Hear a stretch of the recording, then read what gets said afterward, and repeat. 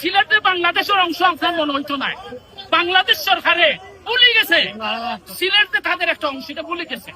সব জায়গার লাগি বাজেট আছে, উন্নয়ন বাজেট আছে, সিলেটের লাগি নাই। এখন বর্তমানে যারা উপদেষ্টা আছেন, রংপুরের উপদেষ্টা গুফে গুফে রংপুরের 1000, কুমিল্লার উপদেষ্টা কুমিল্লার 1000, চিটাগাঙ্গের উপদেষ্টা চিটাগাঙ্গের 1000।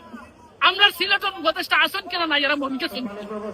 সিলেটের মানুষের লাগি মাথা নাই, এখন আছে না। আগর সরকারের সময় সিলেট সব কোনো ফাটিয়া বই দিচ্ছে।